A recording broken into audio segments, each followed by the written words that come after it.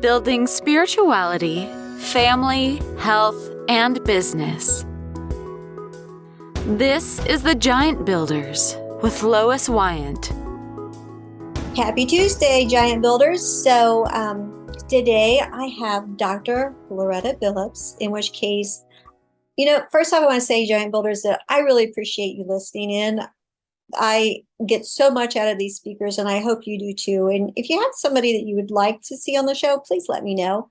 But for today's episode, I believe that if you have any family or friends who need a little assistance, a boost in their relationships, this would be a good one to send them to. So, hey, Dr. Loretta, how are you? I'm well. Thank you for asking. How are you? I'm fine, thank you. Can you tell us a little bit about yourself, please? Absolutely. So as you mentioned, my name is Dr. Loretta Billoups. I am by day a clinician here in the state of California, meaning I work with patients who are seriously mentally ill. So they have diagnoses such as schizophrenia, bipolar disorders, maybe some personality disorders. I work with both children and adolescents. And by night, I put on my other cape, and I'm a relationship and transformational coach and mental health. So I work with also, again, adults, couples, or individuals who are having issues in their relationships, or maybe they're looking for love and having trouble in that area finding it. Prior to this, I was a deputy sheriff at the Los Angeles Sheriff's Department for about 12 years. So I transitioned into this field probably in about 2018. You've got a lot of superpowers. Like Wonder Woman. Yeah, there you go. So what do you find is one of the biggest issues in relationships? My belief, and based on the research, the biggest issues in relationship is trust. It seems as though once that trust is violated for whatever reasons, it is really difficult to get that trust back. And I've seen trust violated in ways of infidelity, in ways of money, right? One partner or the other is spending money secretively and not telling the other partner. With the children, trust seems to be the biggest issue that I've come across. How do we gain trust back? I think the best way to gain trust back is to have that what I call come to Jesus conversations, right? You sit down with your partner and you let them know what these things are doing to you, right? And of course, you want to use I statements. So I feel X, Y, and Z when you do blah, blah, blah. And I think it doesn't hurt to have some sort of like a time frame. Like, I need you to do these things for me in the next fill in the blank for me to know that you're serious about this relationship and that you want us to work. Again, it's like I said, it's really something hard to do, but it's possible. I don't want anyone to think that it's not possible to gain your trust back with your partner. You got to work together. Okay, so it sounds to me like you're talking about creating some boundaries. Correct. What goes through that process?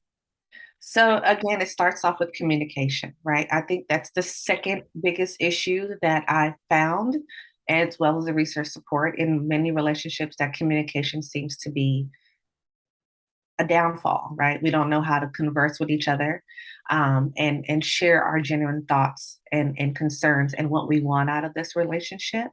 And so, like I said, have those conversations and what it means to you, right? Let your partner know what you want out of the relationship. I think some people struggle early on in their relationships when they're dating and not being really upfront and honest then.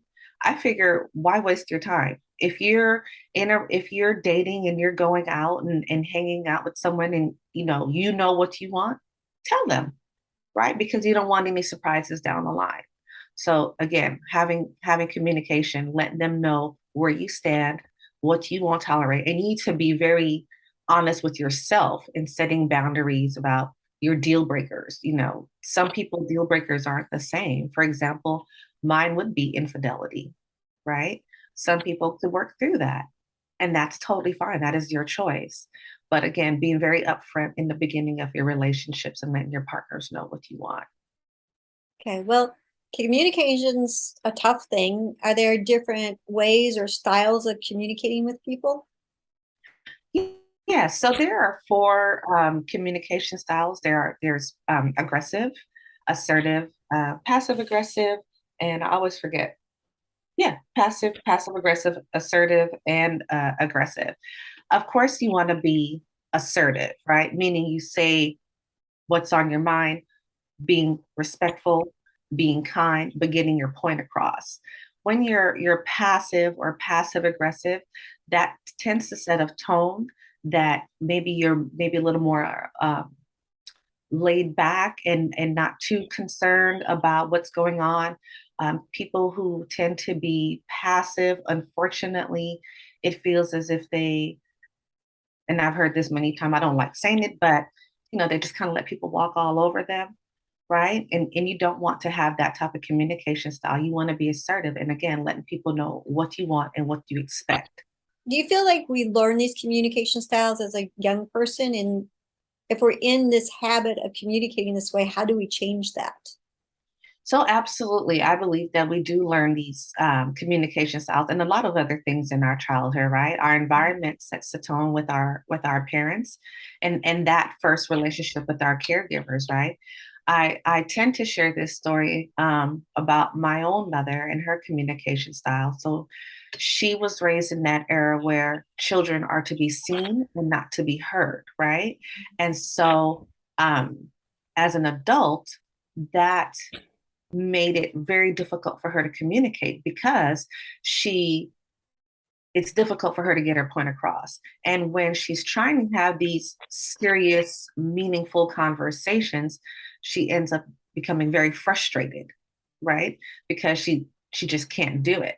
Or she doesn't say anything at all, right? And so then sometimes she's being taken advantage of, not by me, of course, but by others, right? In relationships. And so, yeah, your childhood really do sets the tone for your adult conversations, right? And so there's things you can do to work on that. First, you got to recognize that it's a problem with anything, right? And then if it's your partner, maybe someone you're in an intimate relationship with, or maybe even a coworker or whatever, I don't think there's an issue with explaining your communication styles. I mean, and be creative, right? If you have trouble verbalizing, write it down. That's okay too. Send an email. That's totally fine. The point is you want to be heard and you want to be validated and you really want someone to listen to you. And that's important because when we keep things in, it causes a magnitude of other issues. So what if the person doesn't recognize that they have a communication problem? So like, for example, I have a person in my life Mhm. who talks about needing things done, but never asks anybody to do that. But she doesn't really recognize it as a concern. It's just the way she thinks she can get things done. It's almost very manipulative in a Mhm. sense. How Mhm. does one bring about that either that's just not a good way to communicate or that you personally don't want to be communicated that way? Depending on the relationship and you how comfortable you feel with this individual and how long you've known them, I would sit down with them and let them know that you have something to talk about with them. I wouldn't just like have you ever seen that show like Intervention? I Mhm. wouldn't do something like that where they feel like they're caught off guard, but just let them know that you have something to talk to them about and how it's affecting you and the relationship. And I always suggest too to write down these things because in the moment we tend to forget Mhm. what it is that we're trying to relay, and let them know that it's out of love, right? Like I want this relationship to work, but these are the struggles that I'm having in this relationship, and bring it to their attention. And I think if they are also serious about the relationship and want the relationship to work in terms, they'll take your advice and you guys could work together. Okay. But I think anytime things come from the heart and genuine, it does really set the tone. Yes, yes. So, well, okay. So speaking of coming from the heart, talk to me about some of the love languages. Oh, good Lord, love languages. So, words of affirmation. Sometimes I have trouble remembering all of them. Okay. Words of affirmation, acts of service, receiving gifts, quality time, and physical touch. I myself am a acts of service kind of girl. You do the Me dishes. too. Oh my God, I'm in love. You're the one for me. But yeah, definitely. Like I said, there's 5 love languages that I just went over, and there. I mean, at least a lot of these things you could probably Google, right? And there's also little tests for the love languages that you can complete and figure out what your love language is. Like I said, for me, I didn't have to do the test. I automatically knew that I'm an active service kind of girl. And Mhm. again, communication. It goes back to communication. Have these conversations with your partner, the things that you need in order for this relationship to function, for you to feel validated, for you to feel loved, and this relationship to work. I would imagine that we get into relationships because these are the things that we want out of our lives, right? And so you have those conversations with them. What's your love language? Do you know yours? Mine's acts of service. Acts of service. Yes, Okay. yes, Yeah. yes. It's something about those dishes and maybe a vacuum across the floor. Let's say in my relationship, this is confusing. So my husband's interpretation of my love language being acts of services as that I give my love in servicing, which is true. But also, I feel like, well, at the reverse, I feel more loved when somebody is doing something for me. Right. Well, Right. he just thinks it's because I just love serving people. I'm like, oh. So I think too that we need to understand that your partner's love language doesn't mean that that's just what they want to do for you, that they feel loved when you do that for them. Right. Right. I think that's great that he thinks that way, that you're servicing and being there others. I mean, there's a lot of things to be right appreciated Mhm. in terms of servicing others, right? We feel really good about ourselves, but it's also nice for those things to be reciprocated, Yeah. right? And so have him take the test. That would be a great idea. Like, Oh, let's do he's this he's together. he's the feeling person. He's the feeling Yeah, person. yeah, Okay. I yeah. like that. I like that. But yeah, again, it still goes back to communication and letting him know when you do these things. It's funny.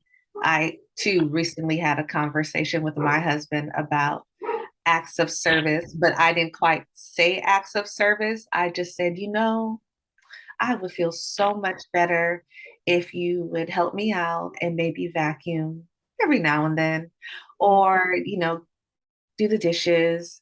And he sat there and stared at me. And I was like, okay, I have to go further with this. And I was like, well, here's the thing. I work X amount of hours in the day, and I would love to come home and spend more time with you.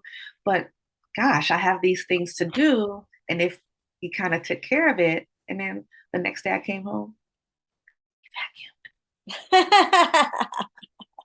Communication, it worked. it worked. It worked. It worked. It actually really does work. And like I said, you don't want, again, and it goes back to the styles, right? I wasn't being aggressive and I definitely wasn't being passive.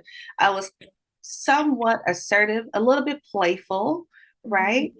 Because I know my partner and I know what type of communication works for him. If I come off as aggressive, forget it. Mhm. He becomes defensive, he goes inward, and the conversation is over, right? You have to know your partner, you have to know their communication styles as well, right? And how they want to be spoken to, because if you don't, it goes nowhere. So is there a particular, I don't know, style or type of person that people talk to you about often? Absolutely. Narcissistics. That seems to be a big topic now, that I hear that being thrown out a lot, that this person's narcissistic, and this guy that I went on a date with is narcissistic, and whatever, along those lines. But um, narcissistic personality disorder is a disorder that is really hard to diagnose. Mhm. And the joke is mostly because you can't get a narcissist to come in to a clinic to be diagnosed, right? Because what do we know about people that are truly narcissistic? They're manipulative. The world revolves around them. It is you, not them, all these things. So you can't really diagnose someone because they don't come in to be diagnosed. But I think it is important to identify narcissistic traits in an individual. And so just know that men and women uh, can have narcissistic traits. Research shows that mostly men are narcissistic, and it does boil down to um, childhood, right? Maybe either over affection by parents or not enough affection and attention by parents. And so narcissistic traits could be someone who's self-absorbed. Again, it's all about me. They're self-centered. They're arrogant. They have an excessive need for admiration. They're selfish. They can be demanding. Has that sense of entitlement, and very manipulative, as I mentioned earlier. So if you are in a relationship with someone and you're noticing these traits, first of all, run. No, I'm just kidding. Yeah, yeah. Get out of there quick. And don't look back. No, I'm just kidding. Um, it's not uncommon, right? But one or two of these things that I just mentioned, okay, it happens. We're human, whatever. But if you're seeing, I would say a plethora, maybe five or more, that is concerning. Because guaranteed you're not going to get your needs met in this relationship. Guaranteed you're going to feel like you're the crazy one in the relationship. Guaranteed your self-esteem will plummet because that's what narcissists do, right? They make you feel like you are the problem. And so again, that it's really tricky to work to be in a relationship with a narcissist because you really want them to go get the help, but it's difficult getting them to get the help because they don't really realize that they have some issues that they need to work on. But it's not impossible, but it's just very challenging. Sounds like a very painful relationship. Yeah, it Mhm. can be Mhm. based on the fact that I was married to one previously, and Okay. so yeah, it was not fun, and I really did think that it was me and not that individual for a short time, right? Mhm. Because unfortunately, he had managed to manipulate a lot of the situations we were in, and I second guessed myself Mhm. often. Mhm. And so it wasn't until I think I became exhausted, of course, family members chiming in. And then at first you don't listen, of course, right? And Right. then you're starting to see it for yourself. And then eventually, I think the last thing that happens, you don't recognize yourself anymore.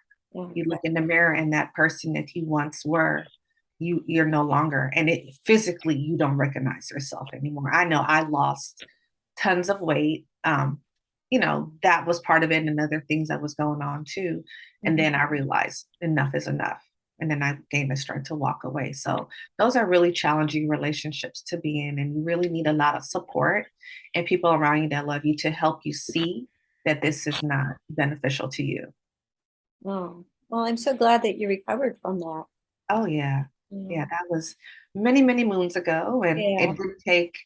it took some time, and a lot of work, a lot of conversations with myself about knowing my worth. And I would relay that message to anyone.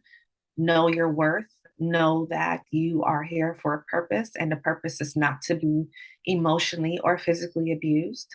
Mhm. It's to be loved and to give love. And so those things are important. Oh, thank you. That was wonderful. Thank you. Well, any closing thoughts? Any closing thoughts? Yeah, I think that, as I mentioned, relationships are difficult. They'll all present with some challenges. Um, when people say we never argue, don't believe it. Um, you know, It's like, but do you have a pulse? exactly, like you're human, you're going to have different opinions, and that is okay. right? We could talk about those things, respect each other, let me hear you out, validate what you're saying. I don't necessarily have to agree with it, but I should listen and give you that platform, right? Um, but know that there's help, whether you seek therapy or coaching, there's help out there. I will leave my information here. Oh, So again, go ahead, I'm sorry. no, yes, I do want your contact information. We'll put it just below so anybody can reach out to you. Oh, perfect. So Mhm. again, my name is Dr. Billups. The name of my agency is Cultivating Your Life. And you could go to the website, cultivatingyourlife.com, or you can email me at dr.billups@cultivatingyourlife. Great. Well, thank you so much. I appreciate your time and just your wisdom. I'm sure that many people need to hear those words. Thank you very much. And I appreciate your time. And Giant Builders, I wish you nothing but love, peace, and happiness. Oh, thank you. Thank you very much, Doctor. You're All right, welcome. Giant Builders, we'll see you next Tuesday. Thank you for listening. This has been The Giant Builders with Lois Wyant.